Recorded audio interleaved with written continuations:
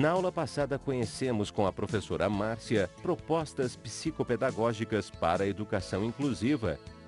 Vimos também as adequações curriculares individualizadas que comportavam vários elementos, como a promoção do aluno, como reformas curriculares, como a seleção de outros objetivos e conteúdos que pudessem ampliar a inclusão de crianças com necessidades educacionais especiais. Boa aula!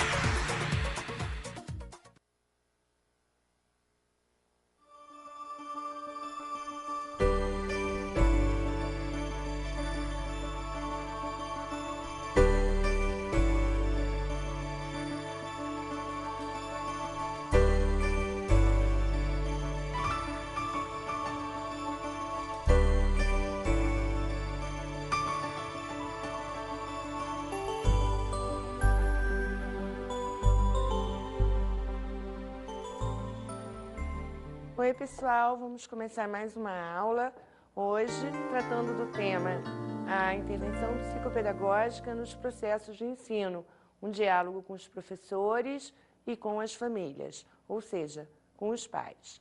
Bom, então vamos começar com a história de duas meninas, uma de 6 anos e uma de 3 anos, acerca do andar de bicicleta. Vou aprender a nadar. Vai nadar? Não, vou aprender a nadar. Eu também vou brincar na piscina. Não é o mesmo, vou aprender a nadar. O que é aprender? Aprender é como quando o papai me ensinou a andar de bicicleta. Dá um pouco de medo, mas papai segura a bici e diz, assim que se anda de bici. Ele ficou correndo ao meu lado, sempre segurando a bici. E de repente, sem que eu me desse conta disso, soltou a bici e seguiu correndo ao meu lado. Então eu disse, aprendi. Mas sabe de uma coisa? O papai não fez igual à escola, né? Então, é isso que a gente precisa analisar e comentar agora. Como é que a escola faz, né? Os ensinantes da escola fazem no seu cotidiano e como é que os outros ensinantes, que são os pais, agem, né, no seu contexto de educadores também, fora da escola, que foi o exemplo que a gente acabou de ver, né? O que aconteceu que fez Alicia Fernandes trazer no seu último livro esse diálogo para a gente? É porque ela mesma presenciou esse diálogo e, ao presenciá-lo, ela não pôde deixar de notar a alegria com que a maior contou a experiência dela de ter andado de bicicleta para o pai, com o pai ensinando ela. E ela conta isso para a irmã. E, ao contar, né, toda a experiência de descoberta, de alegria, transparece no corpo dela e transparece nos olhos dela, que brilham, ao contar para a irmã como é que foi maravilhoso aprender a andar de bicicleta, né? Então, esse é o nosso primeiro comentário. A gente não aprende só com a cabeça, só com a mente, a gente aprende com o corpo inteiro e aprende também com as nossas emoções, com os nossos sentimentos, né? Com a nossa alegria de estar vivo e a cada dia ter uma nova novidade se apresentando aos nossos olhos. Esse é o nosso primeiro comentário. E o segundo comentário é a análise que precisa ser feita aqui de que a escola não fez igual ao papai. Então, a primeira lição é andar direito, né? Ou seja, andar certo. A segunda lição, andar rápido. E a terceira lição? Qual seria a terceira lição que a escola daria para essas crianças que querem andar de bicicleta? A terceira lição iria se referir ao dobrar. Agora que você já sabe andar de bicicleta certo, agora que você já sabe andar rápido, vamos aprender a dobrar, né? E não foi assim que aconteceu a aprendizagem dessa criança com o seu pai ocupando esse lugar de ensinante. O que fez com que essa aprendizagem no andar de bicicleta fosse especial para essa menina, né, chamada Silvina, com seus 6 anos de idade? Quais foram os requisitos, os ingredientes que estavam presentes nessa aprendizagem, que tornou essa aprendizagem tão especial e tão significativa para essa menina? É disso que a gente vai se ocupar agora, né, nessa primeira intervenção psicopedagógica. Ou seja, a gente agora vai analisar o papel que essas pessoas, né, chamadas ensinantes na teoria psicopedagógica, ocupam na vida dos aprendentes. Que lugar é esse onde essas pessoas se situam? E desse lugar, o que elas passam para os aprendentes? O que o pai da Silvina passou para sua filha, nesse lugar que ele ocupou e que foi tão especial na aprendizagem do andar de bicicleta, né?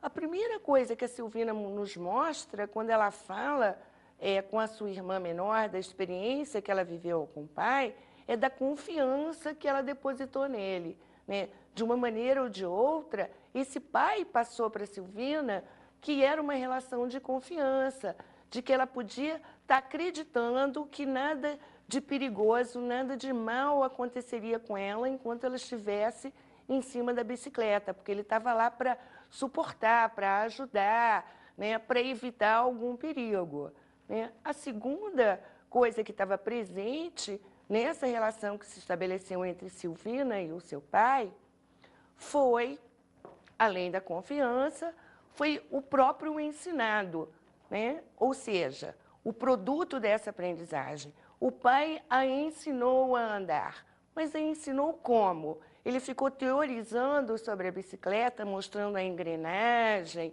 né, as rodas, o modo de funcionamento, ou ele, junto com a experiência que a sua filha estava tendo, e ele participando, foi mostrando para ela como é que se fazia para andar, né? Se fazia para andar fazendo, né? Não mostrando uma bicicleta e daí fazer como são as lições escolares. O terceiro ingrediente que estava presente nessa relação foi o afeto que unia essas duas pessoas, né? No caso, pai e filha, mas um afeto que também está presente na relação entre professor e aluno, um sentimento, um vínculo que se estabelece nessa relação. E um outro ingrediente igualmente importante é toda a disponibilidade dessa pessoa que está lá para ensinar, que se transmite para o outro que está lá para aprender, né? Então, um aprendente percebe que aquele outro possui um conhecimento e está disposto a entregar esse conhecimento que ele possui para o aprendente, né? E isso torna essa aprendizagem um desafio, uma descoberta, um novo território a ser conquistado. Mas como os pais podem fazer, os pais e professores, para facilitar essa conquista por parte das crianças e dos alunos, né? Como é que eles podem fazer para que essas crianças desejem novas aprendizagens? Uma velha fórmula que se usa demais e que já provou ser totalmente ineficaz, obsoleta, não surtir nenhum efeito positivo, é o apelo aos velhos refrões, né, que existem no cotidiano aos milhares. Eu só selecionei alguns aqui nessa aula para a gente poder estar comentando, né? O primeiro deles é esse apelo que professores e pais fazem à subjetividade da criança, né? Estudar é necessário porque se você não estudar, você não vai ter um bom trabalho. Ou você precisa estudar para poder ganhar dinheiro. Ou ainda, o que eu considero o pior deles, você precisa estudar para ser alguém na vida, né? Esse alguém na vida, que é absolutamente terrível, já está dizendo para a criança que ela não é ninguém, né? Porque se ela precisa estudar para ser alguém, é porque você considera ela um nada, um ninguém, né? Ela precisa ainda nascer para a aprendizagem, desqualificando tudo o que aconteceu na história dela até agora, através desse ser alguém na vida. Bom, pensando nisso, né, e voltando para a nossa pergunta, o que a gente pode fazer para que as crianças desejem conquistar novos territórios de aprendizagem, para que as crianças desejem construir outros conhecimentos. Qual as nossas estratégias, né, em relação a isso? Então, quais são as estratégias que nós precisamos lançar mão para que no nosso cotidiano, com os nossos filhos e crianças, eles desejem a aprendizagem? Para a gente poder pensar, né, na resposta a essas perguntas, ou seja, nas estratégias que precisam ser criadas em relação à aprendizagem de nossos filhos e alunos, a gente precisa primeiro teorizar um pouco aqui, né, no campo da psicopedagogia. E essa teorização vai dar conta das diferenças entre conhecimento e saber, porque eles absolutamente não são iguais, eles caminham em terrenos diferentes, eles ocupam lugares diferentes na nossa vida. Então, vamos começar falando sobre o conhecimento, né? O que acontece com ele? Como é que ele é transmitido? Ele é transmitido por meio de um signo. O que significa ser transmitido por meio de um signo?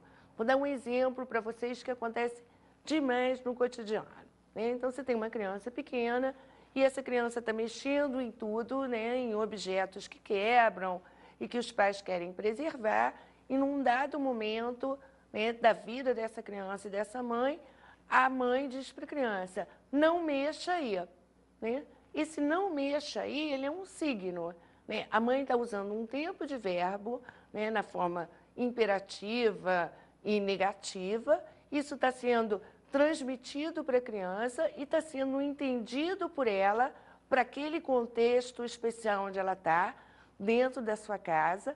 E ao ser entendido dessa maneira, o que a criança faz? Ela pega e transfere esse conhecimento para outros contextos, para outras situações e para outros tipos de verbo também, né? Então, esse signo do não mexa aí, ele virou um emblema, um modelo, ou, como a gente diz em ciência, um paradigma para essa criança. E esse modelo, esse emblema, foi dado por um outro, né? Não nasceu espontaneamente na criança.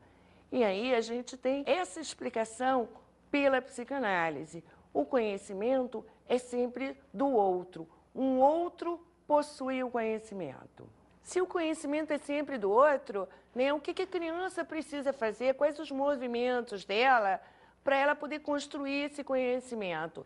Ela precisa conhecer esse outro em primeiro lugar. Ela precisa conhecer os seus pais, né, como eles pensam, como eles agem, como eles sentem, e ela precisa conhecer seus professores. E ao conhecê-los, se estabelece uma relação, que é a relação primordial, que é uma relação de vínculo para que a aprendizagem aconteça e para que ela deseje essa aprendizagem que está embutida nessa relação. E para que esse outro que vai se tornar o seu ensinante, lhe autorize esse lugar de sujeito pensante que ela precisa ocupar de agora em diante. Então, vamos retornar para a nossa pergunta inicial. Quais as diferenças entre conhecimento e saber, né? Onde que essas diferenças estão colocadas no nosso cotidiano? O conhecimento, ele pode ser adquirido através de livros e de máquinas. Ou seja, tem uma pessoa ensinante que está por trás desses livros e dessas máquinas. Ela pode não existir concretamente, você não pegar nela, mas por trás da máquina tem as pessoas ensinantes, né? A própria máquina, dependendo de como o programa educacional foi criado, ela age para quem está aprendendo como uma pessoa ensinante. Já com o saber não é assim. Por quê? Porque o saber, ele é de uma outra natureza. Ele está inscrito naquela dimensão subjetiva nossa. Ele está escrito na nossa emoção. Ele está escrito em aprendizagens que acontecem nas relações que a gente desenvolve com outras pessoas. Muitas vezes, sim, a gente se dá conta de que a gente está desenvolvendo essa aprendizagem. Por exemplo, quando a gente aprende no convívio com outros seres humanos, o que é um sorriso, o que significa um sorriso, o que significa uma cara emburrada, o que significa um sim, o que significa um não. Este é um saber, isto é da ordem da sabedoria. a gente poderia pensar também nas diferenças que existem entre conhecimento e saber no caso de uma pessoa analfabeta. Uma pessoa analfabeta, ela não tem um conhecimento tecnológico da escrita e da leitura, né? Em outras palavras, ela não tem a competência adquirida através da escolarização da leitura e da escrita. Isto significa que ela não tem uma sabedoria? Isso não significa que ela não tem estratégias para estar lidando com as situações da vida. Nem, ao menos, significa que ela não possa conseguir um emprego, né, sem saber ler e escrever, porque muitos analfabetos estão inseridos no campo do trabalho e eles não dominam essa aquisição da leitura e da escrita. Ou, como nos diria Paulo Freire, né, eles têm a leitura do mundo, embora não tenham a leitura da palavra. Bem, pessoal, a gente estava falando dessas diferenças, eu até citei Paulo Freire para vocês e tal. A gente podia pensar nisso também de uma maneira mais simples e mais direta, quando se fala em saber dirigir o carro. Para quem que a gente emprestaria nosso carro? Para quem conhece carro ou para quem sabe dirigir o carro? Eu emprestaria o meu para quem sabe dirigir e não para quem conhece automóvel, né? Pensando nisso, vamos para o nosso intervalo, que quando a gente retornar, a gente vai partir já da segunda intervenção psicopedagógica.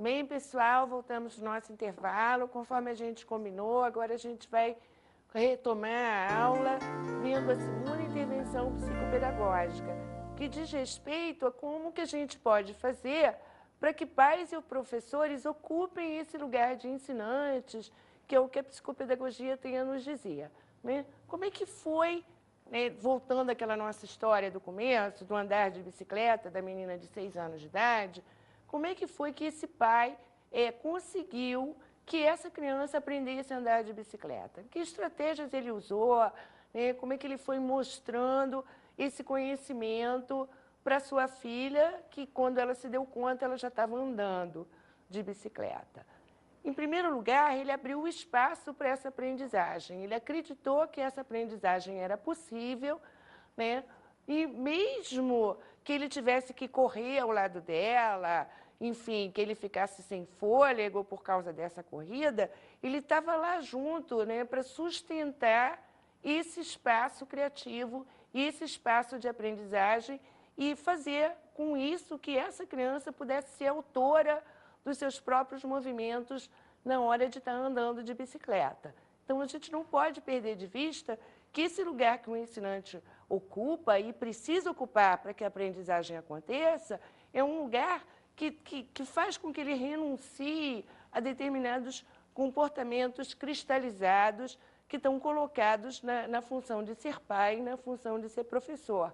Um desses comportamentos cristalizados diz respeito ao próprio ofício de ser professor, que lida com a informação o tempo todo, né? Ser professor é estar lidando com a informação e com a transmissão dessa informação.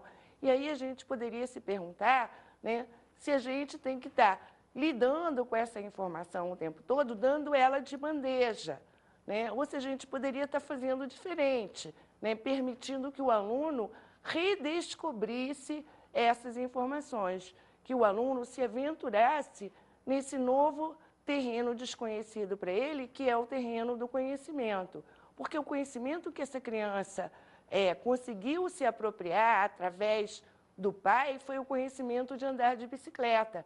Não adiantava nada o pai dela mostrar para ela que ele sabia andar muito bem de bicicleta, que ele era o bambambam, né? Que ele fazia curva, que ele dirigia a bicicleta com a maior velocidade. O importante ali é que ela aprendesse essa competência, que ela dominasse essa competência e que ela tivesse novas habilidades. Então, ser ensinante é também favorecer a autonomia da criança, né? Permitir que essa criança se depreenda de nós. Porque vamos pensar aqui, quando os nossos filhos aprendem a andar, né, eles se tornam independentes, né? Eles caminham porque eles têm pernas, obviamente, né? Mas o ato de mover com as pernas é uma ação individual dessa criança pequena.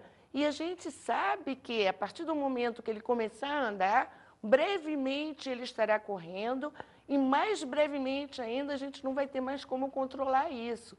Ou seja, a gente vai sofrer uma espécie de perda, porque essa criança não vai mais necessitar do nosso colo.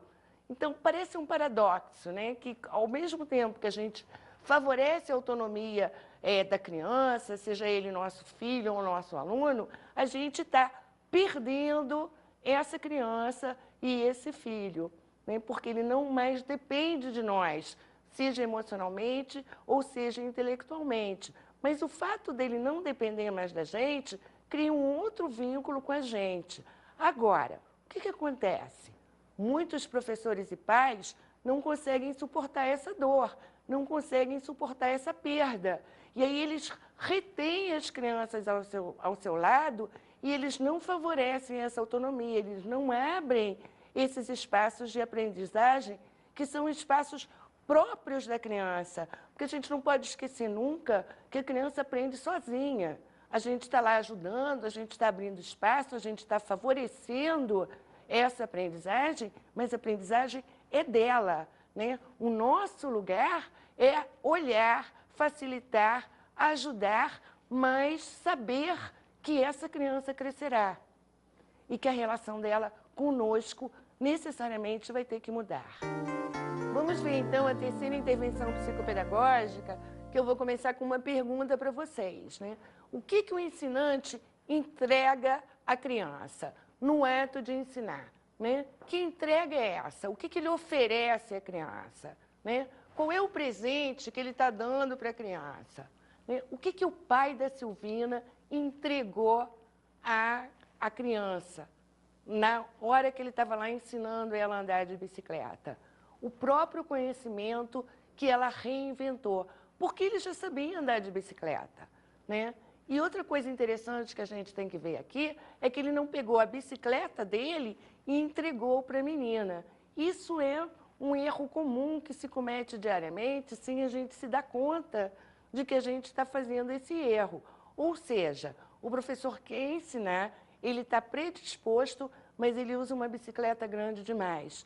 O que ele oferece para a criança é algo que é enorme para ela, que assusta e que ela se vê impotente, insegura e ela percebe que ela não vai conseguir jamais.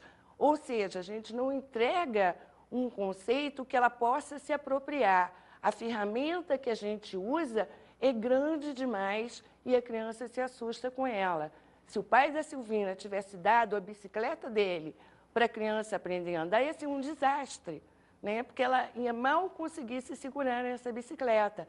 Então, é algo que a gente precisa refletir no nosso cotidiano. Que conteúdos são esses, que conceitos são esses que a gente está entregando aos nossos alunos no ato de ensinar. Portanto, o pai da Silvina não ficou lá parado e disse para ela assim, olha só, eu vou andar de bicicleta e você fica quietinha aqui prestando atenção, né? E aí, depois que você prestar bastante atenção, que você ficar bastante quietinha, você vai saber como andar de bicicleta. E é isso que a gente precisa discutir agora. Quais são os significados que estão ocultos nessa expressão tão corriqueira, tão usada dentro das escolas, que é o preste atenção. Como se falar isso garantisse magicamente a aprendizagem das crianças ou a construção de conhecimentos. Não importa como a gente queira falar, né? Se é construção de conhecimentos ou aprendizagem. Importa o que essa expressão está causando lá no aprendente, lá no aluno, lá no filho que ouve isso o tempo todo, né? E eu acredito que essa expressão está causando um mal enorme, porque toda vez que ele não consegue aprender, toda vez que ele não consegue ser bem-sucedido em sua aprendizagem, ele vai acreditar que foi porque ele não prestou atenção o suficiente. Ou seja, porque ele não é bom o suficiente e não sabe ver o modelo tal qual ele é e reproduzir no seu próprio corpo, né? E eu penso também, né, segundo o referencial psicanalítico, que quando a gente está impondo essa atenção, na verdade, o que a gente está fazendo é querer que a criança pague um preço por essa atenção, né? Que preço é esse? Eu digo para vocês que o preço que ela vai pagar, né, é dar toda a atenção dela para a gente e ainda vai ser insuficiente, né? Quer dizer, um preço emocional alto demais, né? E qual vai ser o pagamento para ela mesmo, né? Assim que ela pagar esse preço?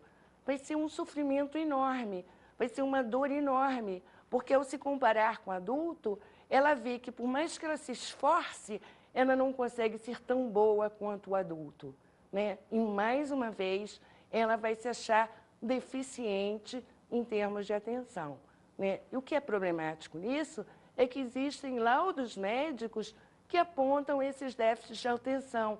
E a escola acredita nesses laudos e acaba vendo essa criança como uma portadora de dificuldades de aprendizagem, quando, na verdade, essa dificuldade foi construída pela própria escola, né? Diante disso, e para terminar o assunto, né, a gente precisa refletir sobre tanto essa expressão que eu acabei de falar, como outras que são consideradas tão normais e naturais no cotidiano da escola. Dando sequência, né, a essas intervenções todas, vamos para a quarta, que vai tratar da segurança e da responsabilidade dos docentes. Voltando ao exemplo da bicicleta, do pai da Silvina e tal, ele estava bastante seguro do que ele estava fazendo em relação à sua filha, né? Ele estava bastante seguro que mesmo que essa criança caísse, era possível retomar a aprendizagem dela de andar de bicicleta. O dano, o prejuízo não seria tão devastador que impedisse a criança de andar de novo. E, para tanto, para que o dano fosse menor, ele estava lá correndo ao lado da bicicleta, ela estava andando e ele estava sustentando essa nova aprendizagem dela ao correr ao lado dela. E estava se responsabilizando pela aprendizagem junto, né? Responsabilizando-se, inclusive, junto com ela, e aí era uma responsabilidade compartilhada pelos imprevistos que pudessem acontecer no meio do caminho, que poderiam ser vários. Podia aparecer uma pedra, podia aparecer um buraco, ela podia olhar para uma outra criança que estivesse numa janela, por exemplo, e aí, ao desviar a atenção da bicicleta, ela cair, mas ele estava ao lado para tentar segurar ela, segurar a bicicleta e isso tudo. Então, é algo que a gente precisa pensar no nosso cotidiano também. Como é que a gente faz para sustentar essa aprendizagem sem estar impedindo ela de acontecer, né? E também que se a criança correr riscos, são riscos que serão assumidos pelos dois, porque assim mesmo, aprender é uma grande aventura, né? É um terreno desconhecido e ambos, ensinantes e aprendentes, assinam esse contrato de risco e vão em frente. Não dá para controlar tudo o que pode acontecer nessa grande aventura. Vamos lá, então, para a quinta e última intervenção proposta para essa aula de hoje, que vai tratar da criança como mediadora da relação entre pais e professores, ou entre pais e família, conforme vocês quiserem, né? Do que a gente está tratando agora? Né? Dessas reuniões que acontecem frequentemente na escola, né? E frequentemente acontece também que a criança não participe dessas reuniões, né? E isso é bastante complicado, porque se a gente está trabalhando nesse espaço da autoria, né, na criação e na formação desse sujeito pensante, desse ser reflexivo, né, impedir a criança de estar participando de reuniões onde ela é a peça-chave dessa reunião, né, é criar determinados segredos, determinadas relações que eu diria que até são clandestinas, né, que podem ser impedimentos para a própria aprendizagem da criança e para a própria relação de confiança que se estabelece entre a criança e os adultos. Pode materializar também para essa criança que o time dos adultos, né, está formado, né, está unido e está unido contra ela, né, que ela ocupou esse lugar do culpado, do irresponsável ou do que não aprende, e esse time precisou se reunir para falar sobre ela e sobre medidas que serão tomadas em relação a ela, das quais, ela não participará de tais medidas, não estará lá para negociar, junto com pais e professores, quais as novas estratégias que serão tomadas em relação à sua própria vida, né? A outra questão que surge em relação a colocar a criança como mediadora, né, é que, na verdade, ela tem que estar participando de tudo o que acontece na escola e que envolve seus pais e a sua família e que dizem respeito ao seu futuro, que dizem respeito ao seu destino, à sua promoção como aluno, né? O que os adultos estão decidindo de uma maneira ou de outra sobre a sua vida escolar e sobre a vida familiar, né? Se estão decidindo sobre a sua vida, ela precisa participar dessas decisões e dessas escolhas, né? Assim como a Silvina participou da sua aprendizagem de andar de bicicleta. Isso não foi decidido por outras pessoas, outros adultos que, de repente, apareceram com a bicicleta.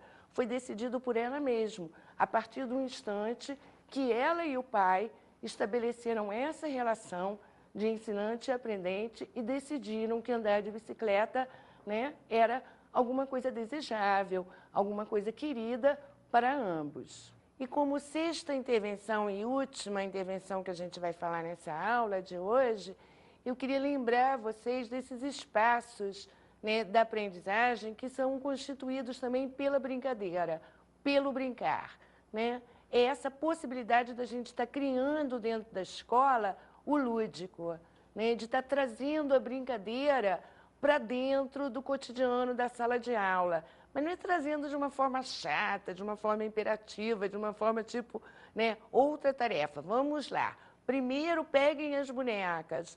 Não, é deixar que a brincadeira aconteça, né, é propiciar os elementos, os recursos necessários para que as crianças criem as suas próprias brincadeiras. Não é uma brincadeira que o adulto vai ensinar, o adulto vai permitir que aconteça no espaço escolar. E sabe por que, gente, é importante o espaço do brincar?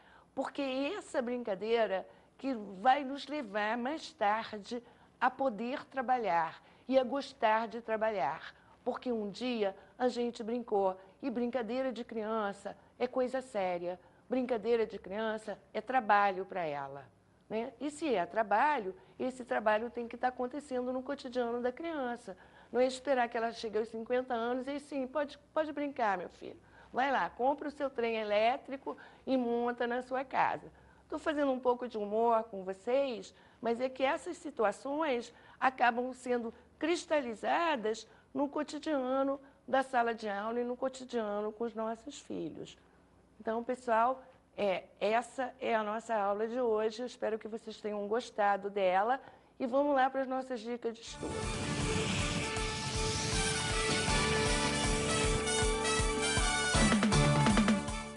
Bem, pessoal, vamos às nossas dicas de estudos. Eu queria dizer para vocês, conforme eu fui colocando em aulas anteriores, que a minha sugestão, né, mais do que sugestão, uma recomendação, é que vocês continuem estudando, se aprofundando, tanto em Piaget como em Freud. E eu não quero especificar um único livro, né? Deixo a vocês o prazer da descoberta, né, e o prazer desse aprofundamento, que vai ser ótimo para um entendimento melhor do que é a psicopedagogia e das suas possibilidades de ação.